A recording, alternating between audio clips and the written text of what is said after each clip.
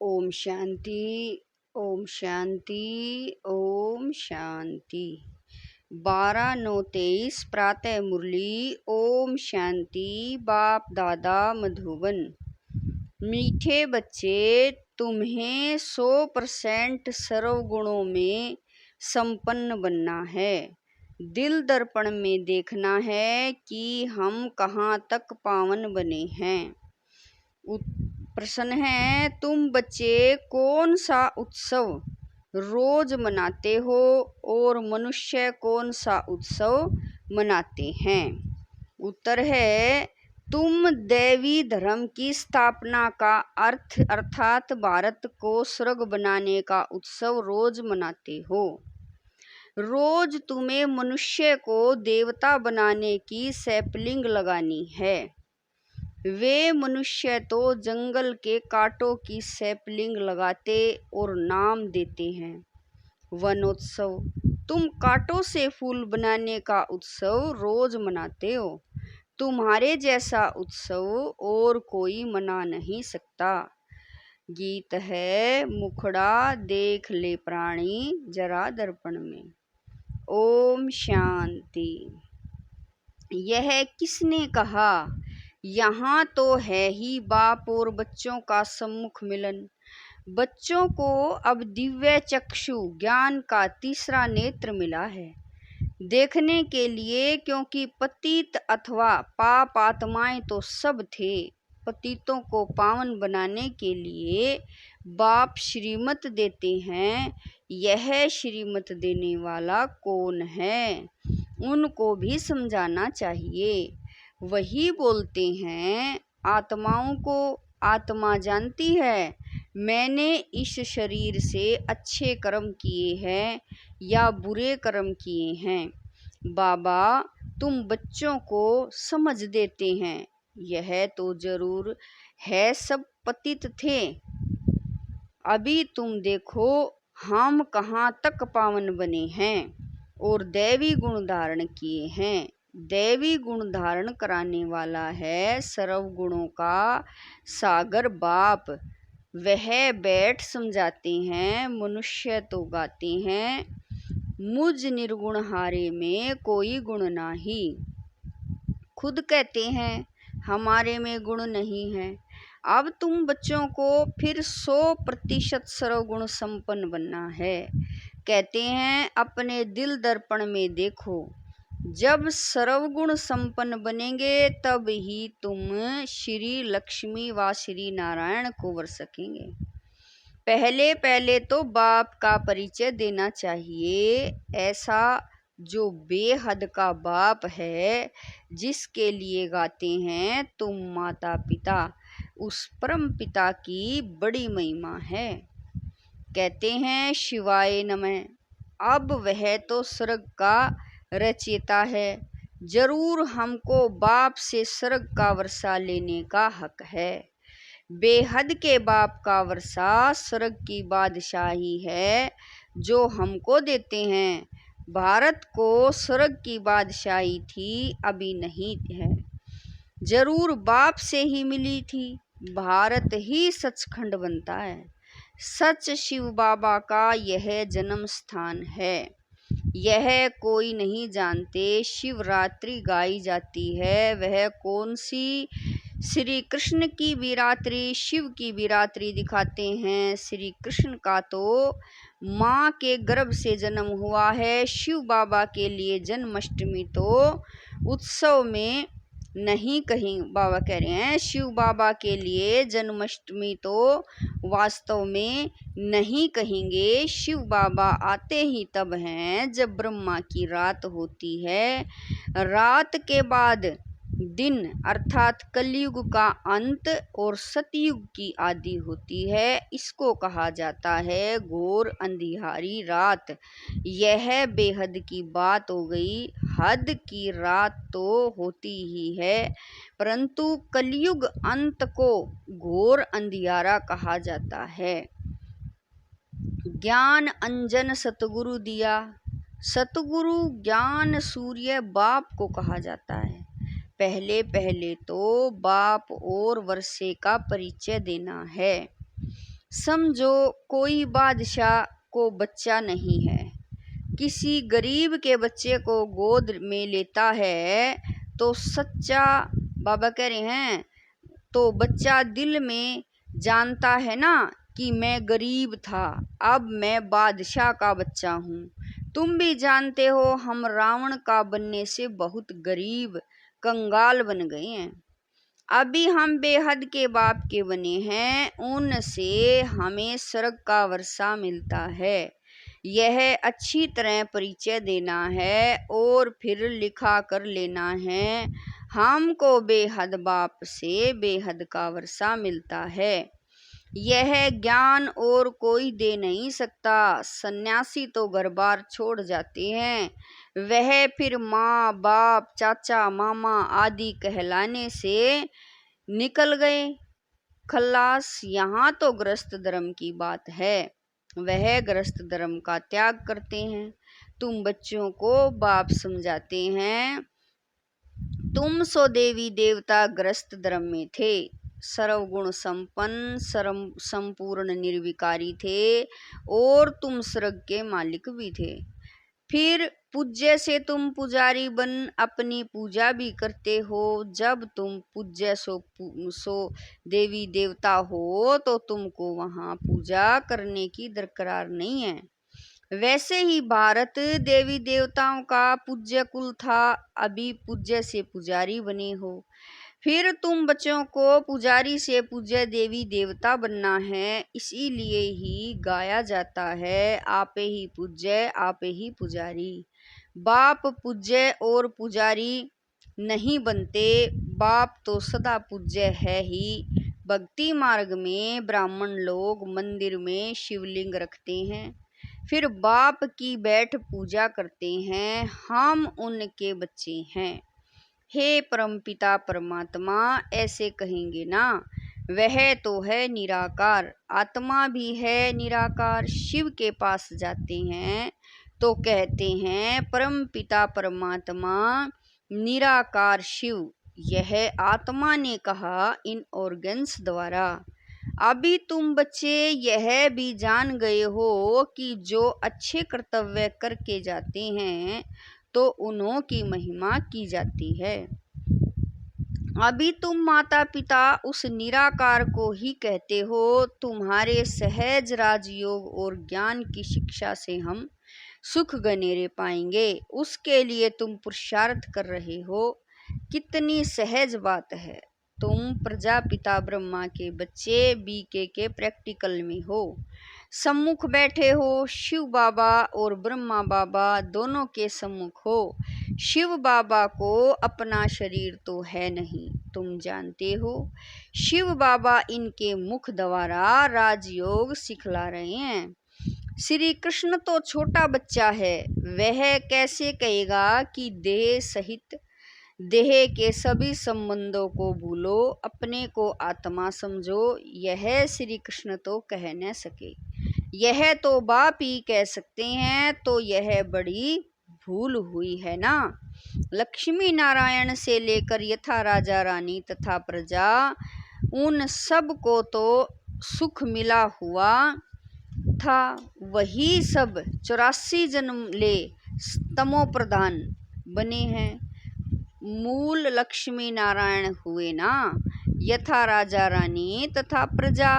अभी फिर तुम आकर शूद्र से ब्राह्मण बने हो, यह तुम्हारा लीप जन्म है। लीप कहा जाता है धर्माऊ को, तुम जानते हो हमारा यह ईश्वरीय जन्म है।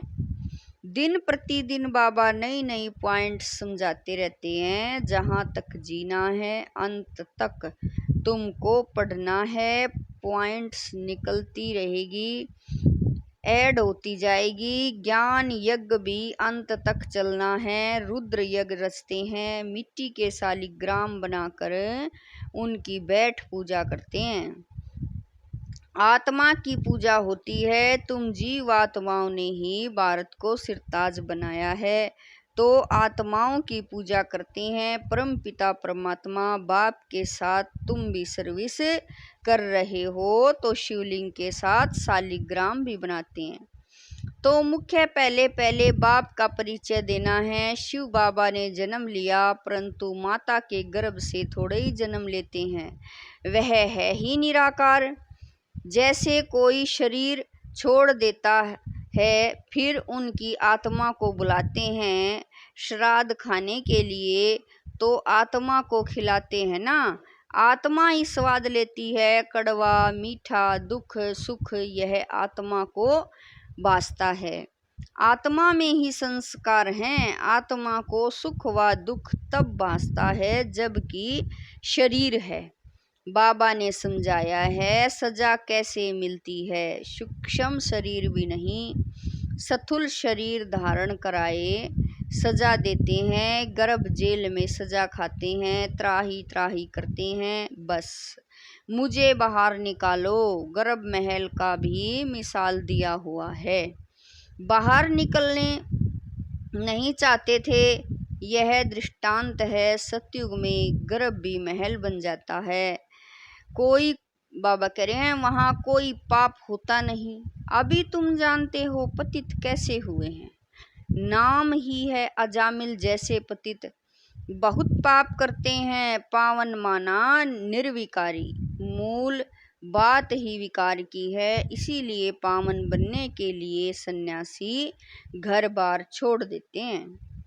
तो उनको महात्मा कहते हैं। मनुष्य सब पतित हैं, इसीलिए गाते हैं पतित पावन सीताराम, रघुपति राघव राजा राम। अब राजा राम तो शिव बाबा को नहीं कहेंगे, राम परमपिता परमात्मा को कहा जाता है। राजा राम नहीं, मैं तो राजा महाराजा बनता नहीं हूँ। श्री लक्ष्मी महारानी नारायण महाराजा तुम बनते हो, हम नहीं। मैं तो निराकार पुनर्जन्म रहित हूँ। शरीरधारी जो हैं वह सब पुनर्जन्म लेते रहते हैं। बाप कहते हैं मैं हूँ निराकार, मुझे भी प्रकृति का आधार लेना पड़ता है। मैं गर्भ में प्रवेश नहीं करता हूँ, मैं इनमें प्रवेश करता हूँ। यह अपने जन्मों को नहीं जानते हैं। बाप बैठ समझाते हैं तुम सो देवी देवता थे, फिर शूद्र बने, अभी तुम सो ब्राह्मण बने हो। मैं तुमको समझाता हूँ, तुम अपने जन्मों को नहीं जानते।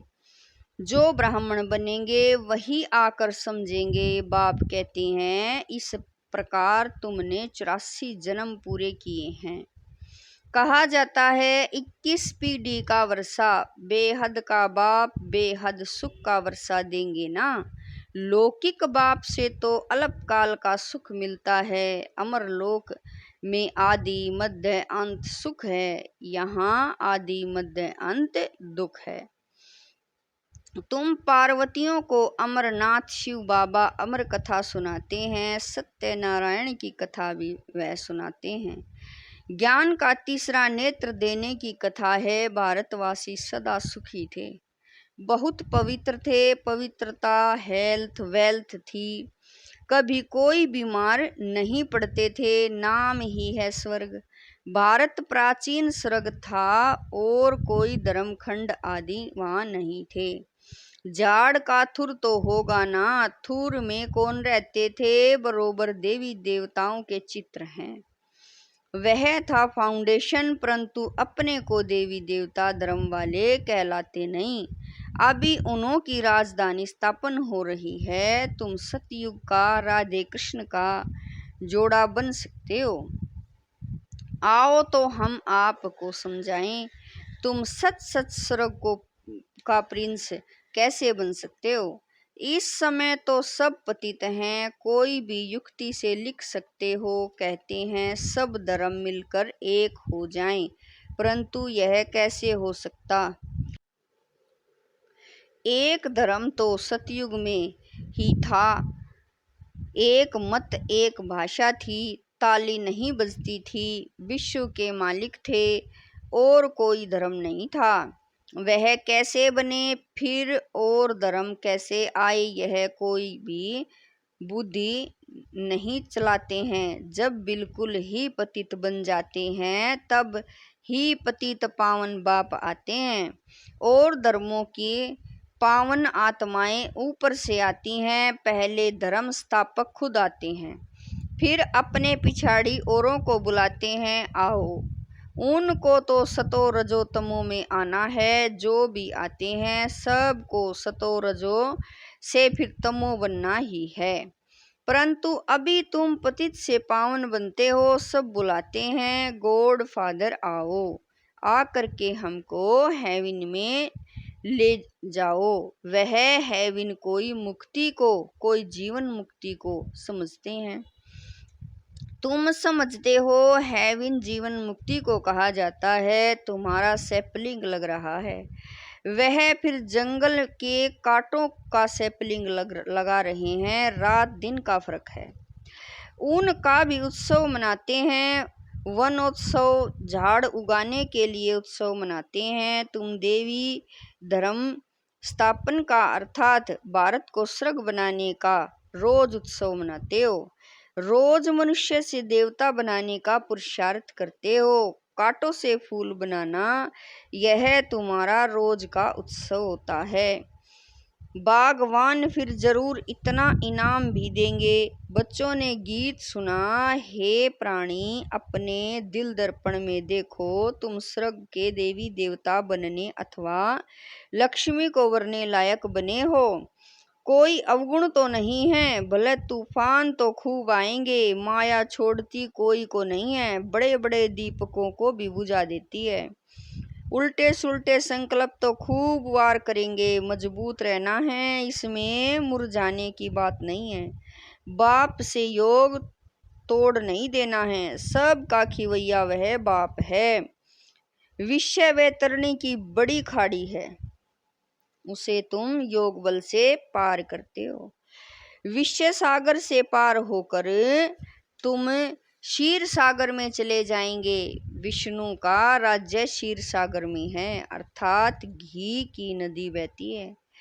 यहाँ तो घासलेट की, रक्त की नदियाँ बहती हैं। तुम बच्चे जानते हो, शिव बाबा की श्रीमत से हम शिवालय में जा रहे हैं, जहाँ हम सदैव सुखी रहेंगे।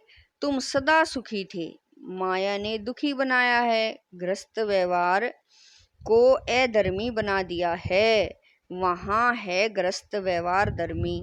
अभी तुमको बाप शिष्टाचारी देवी गृहस्थ धर्म वाला बना रहे हैं। पहले पहले मुख्य है बाप का परिचय। तुम बाप का बनने से स्वर्ग का मालिक बन सकते हो। यह तो दुख धाम है, तुम स्वर्ग में जाते हो वाया मुक्ति धाम। इसीलिए शिवपुरी विष्णुपुरी को याद करो। याद करते करते अंतमति सोगति हो जाएगी। यह याद रखो, हमारे 84 जन्म पूरे हुए, फिर हम कल आकर राज्य करेंगे। दिल दर्पण में अपनी शक्ल देखते रहो, कोई अवगुण तो हमारे में नहीं है। अच्छा, मीठे मीठे शकील दे बच्चों प्रति माता पिता बाप दादा का याद प्यार और गुड मॉर्निंग। रूहानी बाप की रूहानी बच्चों को नमस्ते। हम रूहानी बच्चों की रूहानी पिता बाप दादा को दिलवा जान शिकवा प्रेम से याद प्यार गुड मॉर्निंग नमस्ते। ओम शांति मेरे बाबा, लाख लाख शुक्रिया मेरे बाबा। धारणा के लिए मुख्य सार है, नंबर 1, योग बल से विषय वैतरणी की बड़ी खाड़ी को पार करना है। उल्टे संकल्पों में मुरझाना नहीं है, मजबूत रहना है। नंबर 2, पूजनीय बनने के लिए बाप के साथ भारत को सिरताज बनाने की सेवा करनी है। वरदान है, ट्रस्टी बन लौकिक जिम्मेवारियों को निभाते हुए अथक रहने वाले डबल लाइट भव। वरदान फिर से सुनेंगे, ट्रस्टी बन लौकिक जिम्मेवारियों को निभाते हुए अथक रहने वाले डबल लाइट भव। लौकिक जिम्मेवारियों को निभाते हुए सेवा की भी जिम्मेवारी निभाना, इसका डबल लाभ मिलता है। डबल जिम्मेवारी है तो डबल प्राप्ति है, लेकिन डबल जिम्मेवारी होते भी डबल लाइट रहने के लिए स्वयं को ट्रस्टी समझकर जिम्मेवारी संभालो तो थकावट का अनुभव नहीं होगा। जो अपनी गृहस्थी अपनी प्रवृत्ति समझते हैं उन्हें बोझ का अनुभव होता है। अपना है ही नहीं तो बोझ किस बात का। स्लोगन है, सदा ज्ञान सूर्य के सम्मुख रहो तो भाग्य रूपी परछाई आपके साथ रहेगी। स्लोगन है, सदा ज्ञान सूर्य के सम्मुख रहो तो भाग्य की परछाई आपके साथ रहेगी। ओम शांति।